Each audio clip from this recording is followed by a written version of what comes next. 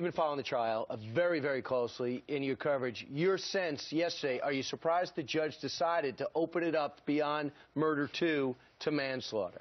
No, not really. I predicted the judge would do that. I thought that manslaughter was the only possible rap they could have brought from the get-go because it requires no more than culpable or criminal negligence. Unlike, murder in the second degree, which requires a depraved mind and ill will and hatred and all the rest. It never was that. This was a case brought because of political pressure, race politics in this country. I hate to say it, I hold the Reverend Al Sharpton in much higher regard than many of my colleagues. I won't speak for any of you presently, but I think I do.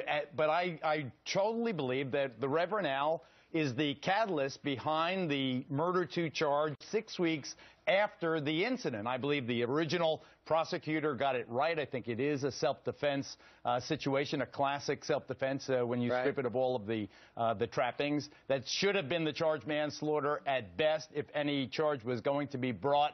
The fact that they are resorting to it now is a sign of the desperation of the prosecution. They know how weak their case is. They have zero chance of convicting this man on murder 2. Well, you know what? If you are in the jury box, there are 6 women who will judge George Zimmerman.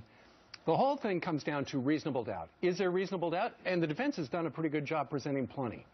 Well, I see it a little differently, Steve. I see those 6 ladies putting themselves on that rainy night in that housing complex that has just been burglarized by 3 or 4 different groups of black youngsters from the adjacent community.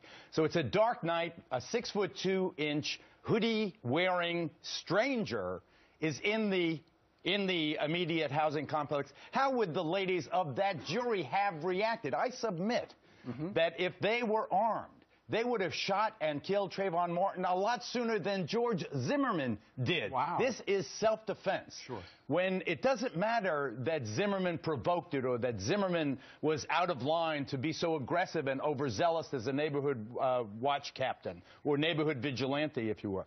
Once Trayvon Martin gets the upper hand, once he is on top of George Zimmerman and pummeling him, George Zimmerman, as those jurors putting themselves in Zimmerman's place, will surely say George Zimmerman had every right to use deadly force to prevent deadly force from being used on him. So you're saying tragedy. He is going to be found not guilty. I believe that George Zimmerman will be acquitted. I really do believe that, and I hope that by saying it out front and other commentators joining me, that this will mitigate any possible outrage. Let people know this is not about the youngster.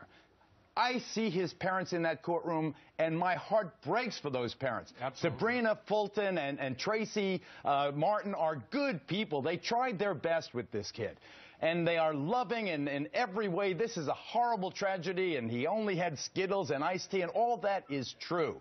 But that is irrelevant when it comes to the criminal case and the affirmative defense of self-defense. Under Florida law, regardless of how an incident initiates, at some point Zimmerman reasonably believed that his life was in danger. He had the right under Florida law to use deadly force to